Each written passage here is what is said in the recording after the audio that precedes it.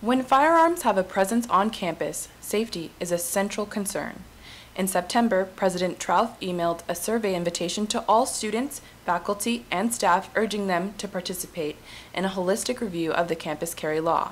Since last year, the law has allowed anyone with a concealed handgun license to carry such a weapon on campus. The purpose of the survey is to find out what people think about possible changes to the campus carry rules.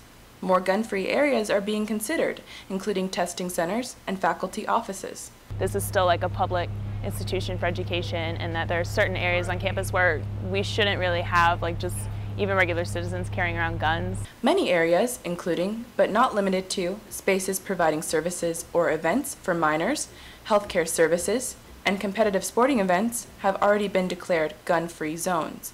While these areas prohibit campus carry, there is only so much university officials can do to ensure maintained safety. I don't know if there's anything that is humanly possible to prevent people from violating the law. Protecting the safety of anyone who visits the university begins with educating and raising mental health awareness. In terms of, addressing guns might be kind of myopic when it's guns in the hands of people making the wrong decisions.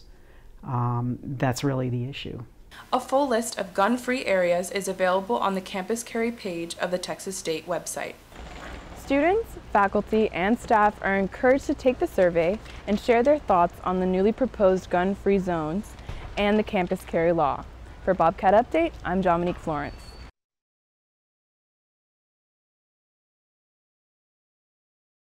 It will be a big playground, occupying more than 22,000 square feet. Toddlers will have their own section, and there will be one for kids 5 to 12 years old. Designers have safety and inclusiveness in mind. The playground will have rubber flooring and disability swings, and the area will have a fence surrounding it. Well, I think we've done a real good job of listening to the public and trying to address most of the concerns and ideas that the public has presented to us. City officials had a chance to check out the design at a meeting last week. They discussed adding more seats for adults and perhaps adding a small stage for music.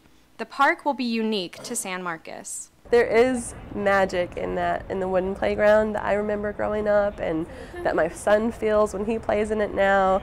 And I feel like that's so important because this town is so special. Park designers want children to have a sense of adventure while at the playground. Ocarina Springs will serve as a theme. Handprints in the cemented trail around the playground will go untouched to preserve part of the original playground, which is located off of C.M. Allen Parkway.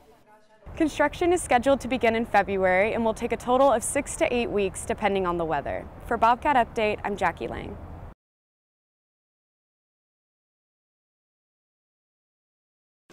ALERT, or the Advanced Law Enforcement Rapid Response Training Center at Texas State, is a first responder training agency that uses scenario-based training. ALERT's curriculum focuses on how to deal with active shooters.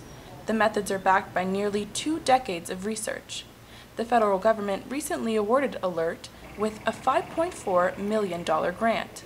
One side of it is looking at active shooter events themselves and then trying to determine what lessons we can learn from individual events, and also then compiling that data and looking for trends and patterns and things of that sort. In the past, ALERT has focused on law enforcement. Since its creation in 2002, the program has trained more than 105,000 police officers.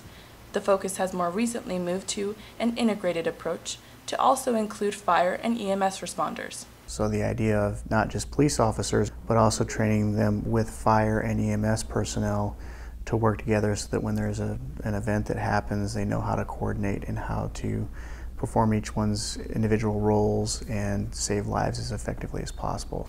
The hope is that the more integrated approach for training responders will create more cohesion among the units. ALERT courses are offered year-round right here in San Marcos and in communities all across the country. For Bobcat Update, I'm Dominique Florence.